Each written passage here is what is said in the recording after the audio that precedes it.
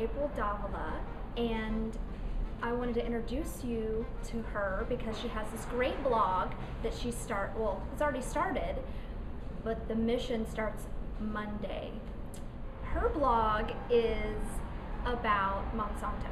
Monsanto is an evil corporation that I found out about 5 years ago when I first watched The Future of Food, which is an amazing documentary. If you haven't seen it, definitely check it out. And I'll let her tell you what she is doing with her blog. Tell us about yourself and what's the purpose of your blog? Okay, well, my name is April Davila. I'm a writer. I live here in Los Angeles with my family. I started this blog called themonthwithoutmonsanto.com. There's no A, it's monthwithoutmonsanto.com. And it all started a few weeks ago, I guess at the end of January. There was an article in the Huffington Post about a study that was done by the Journal of International Biological Sciences that showed, it was fascinating. A few of the strains of Monsanto's genetically modified corn were shown to cause liver and kidney damage in rats. So I read this, just kind of on a whim. My friend had posted a link on it to Facebook, and I had this moment of like, oh, maybe I shouldn't be eating this stuff. Maybe I don't want to be feeding it to my 2-year-old daughter. And that was really the impetus for the whole thing. So I started to do some more research, and what I found was that Monsanto products are really ubiquitous. They're everywhere. So it was no longer really about whether or not Monsanto products are good for you or bad for you, or whether Monsanto is evil or not evil.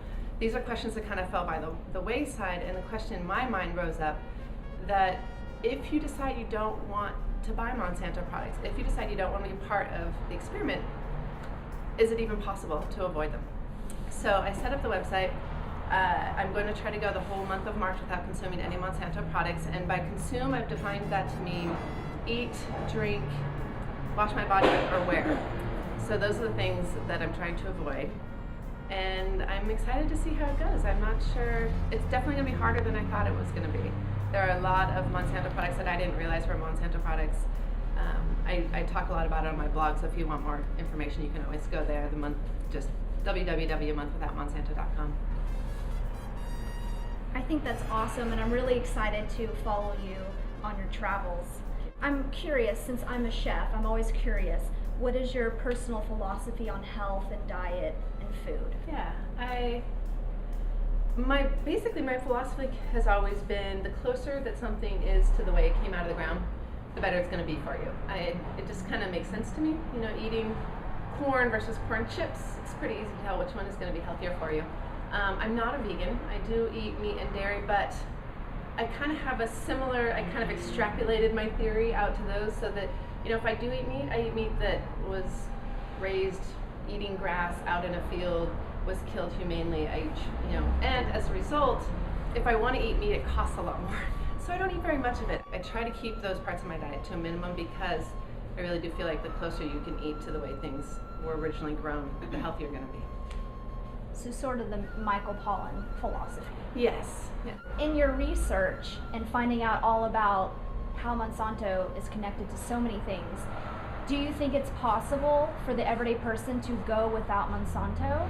Like, are these things labeled? How can we do this? Well, I don't really know yet if it's possible. I hope it is. I'm kind of betting the whole next month on the fact that it is.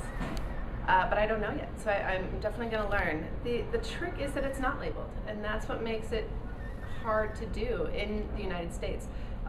In Europe, genetically modified products are labeled, and it seems odd to me that in the United States, as a consumer, that information isn't put out to us, and it makes it hard for us to make informed decisions. So it's certainly possible. You have to do your homework, and that's the other reason I started this blog, is that I am learning a lot as I do this, and my hope is that people who are interested and want to make more informed choices as a consumer can kind of follow along and learn with me without having to do all the research that I'm doing. If they're interested in this information, they can come and check it out. I try to be a resource with my blog and with my Twitter and expose people to different things involving health and diet, and it saves the readers hours of sifting through all this information. If they don't have the time, they can just come to the blog, experience it with you, and make their own decisions. Yeah. My biggest hope is that I will be able to make more informed choices as a consumer. That when I go into the supermarket and I look at the array of food that is available to me, rather than feeling overwhelmed by trying to decipher what is healthy and what is not, I'll know. And I can make those choices, and I can put dinner on the table with confidence and know what I'm feeding myself and my family. So that's my hope.